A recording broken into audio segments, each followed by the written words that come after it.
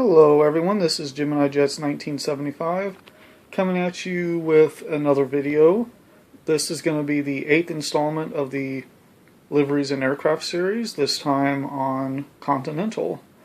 Continental had a very complex history, so we will start where at the dawn of deregulation, 1978, Continental began to have financial problems, just like most of the major airlines at the time. A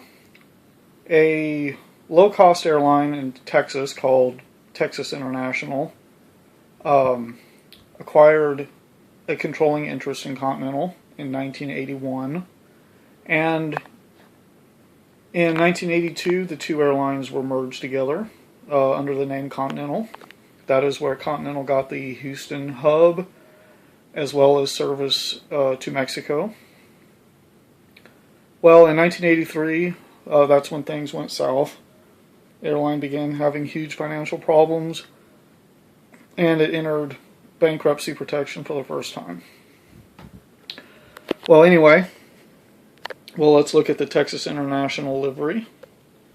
For those from Texas, Texas International was called Treetop Airways, kind of a, making fun of the airline, and it was also called Trans-Texas Airways. You look at the front, you've got your windows, your little eyebrows, the anti-glare shield in front of the windows.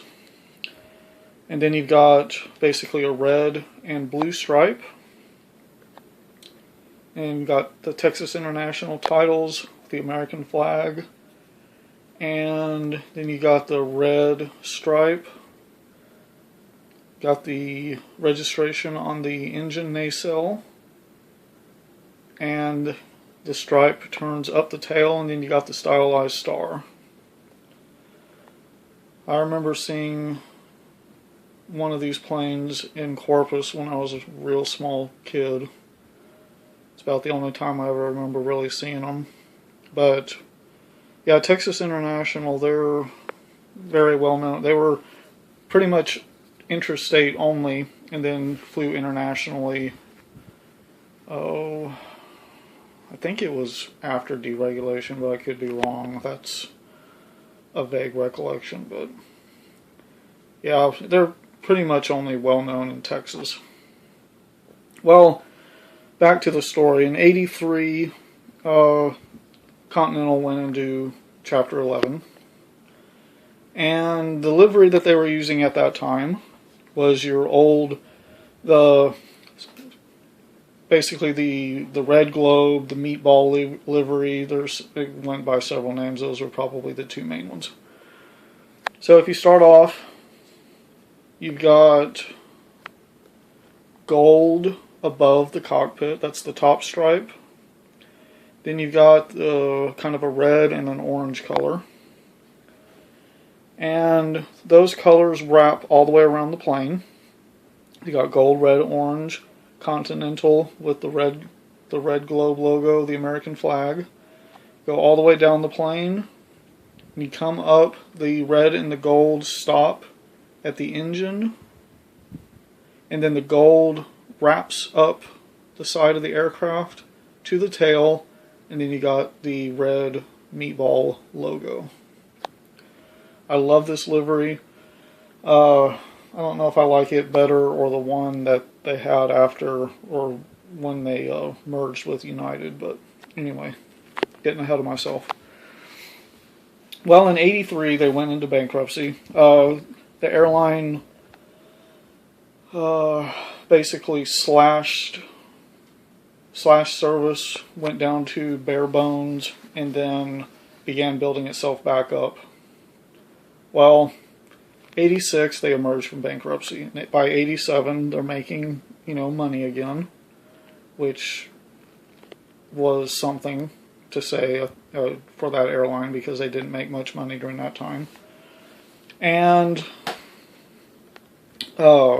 by 1987 they began buying airlines left and right.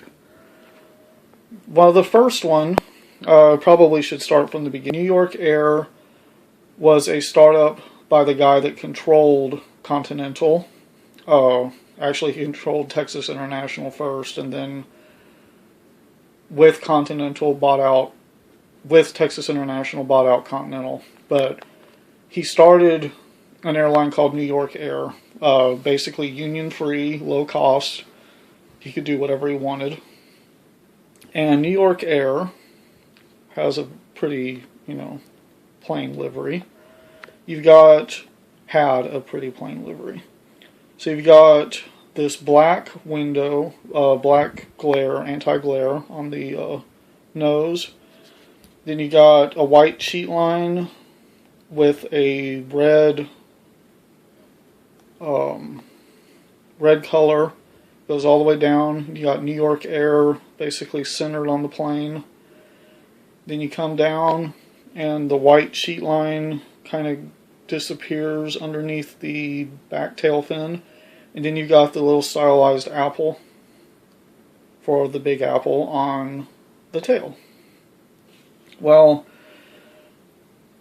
Frank Lorenzo, that was the name of the CEO, he controlled New York Air as a separate airline and Continental. So at some point he basically decided to merge the two together. There is no remnant of New York Air anymore.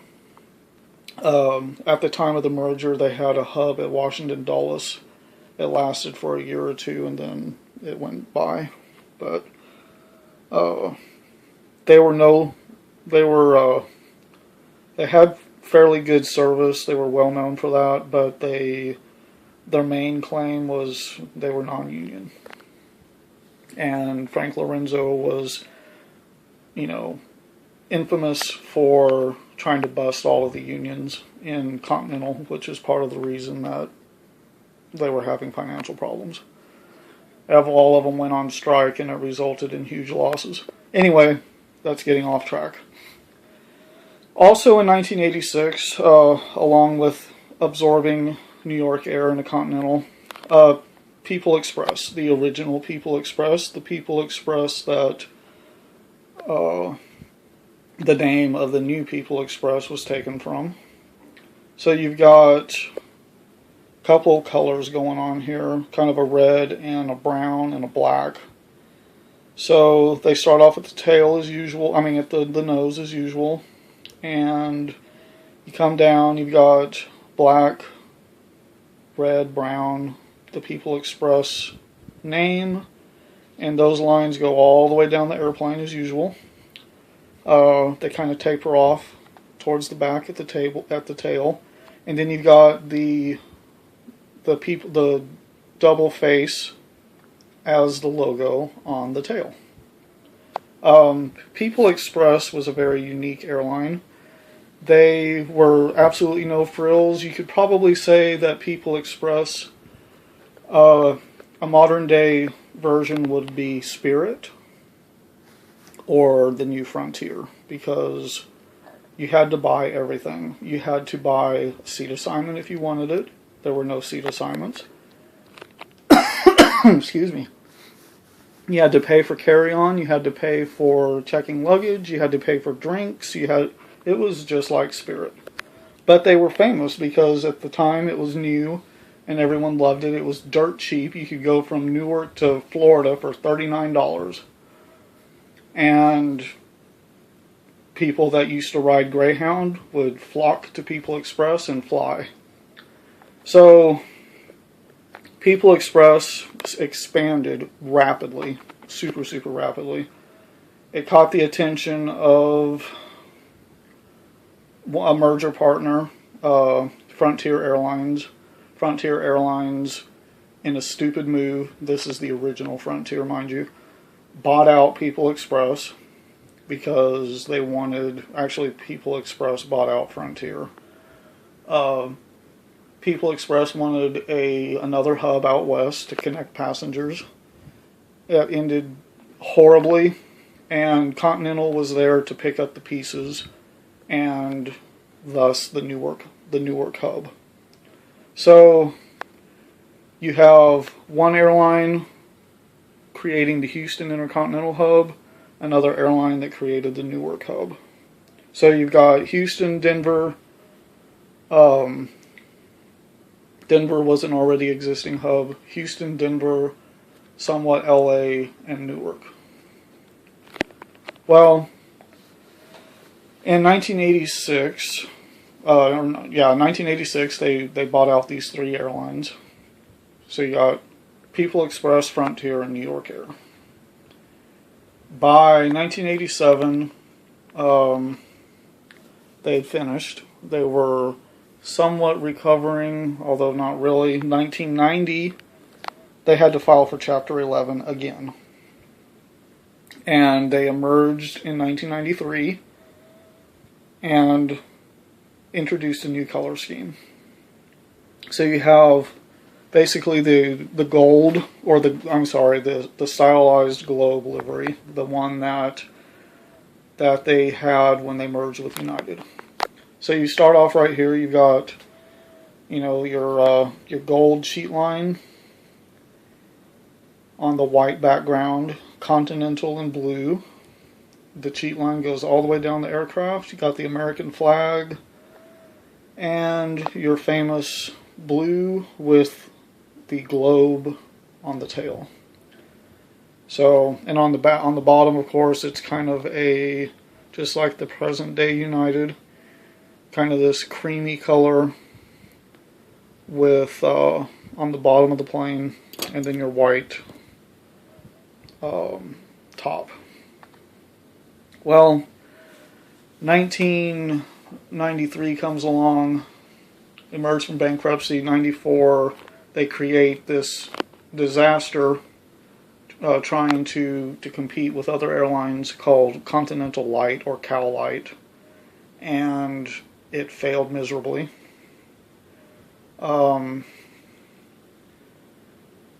So 1994 comes along, and a new management, I'm kind of skipping ahead of myself. Frank Lorenzo is kicked out of the airline. They introduced new management trying to bring the company back. This was about 1990-ish. And the new management has to send the airline back into bankruptcy. So few people come in, stumble, don't really succeed. New management comes in, and all of a sudden, things are golden. In 1994, the airline was actually on the verge of total collapse. It was almost another Braniff. They would have had to stop flying. No more Continental, but this guy came in, saved the day, literally. They went from worst to first. There's actually a book about it. The airline was days away from not being able to pay its employees. He comes in, turns everything around within a year. From the year he came in to the next, they go from losing $600 million to about a $200 to $300 million profit. So things are great. The airline does really well.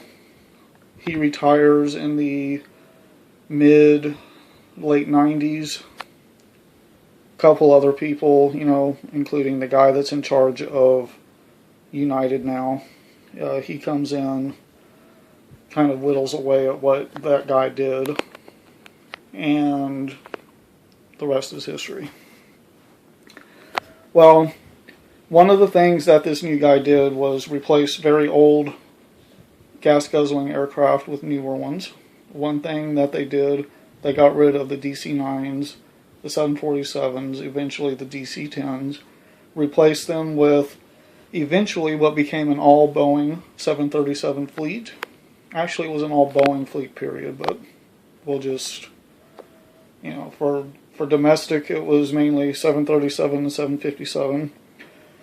The beautiful 777-200, they flew internationally alongside the DC-10 until about 9/11, a little bit after, I believe. And also 767s. They were the only other customer other than Delta of the 767-400. And of course they had a few 767-200s. So Continental started out the 80s very, very, very badly, had a horrible reputation. Things turned around for them after nearly collapsing a couple times, and things ended up really, really well for them. And they became the airline that everybody knows and loves after lots of hard work and positive management. So anyways, guys, this video is about average for these. So if you could like, comment, subscribe, let me know what you think of this video. There might be one or two more of these. I'm not totally sure yet. And anyways, if you could again like, comment, subscribe, and I will see you all in the next video.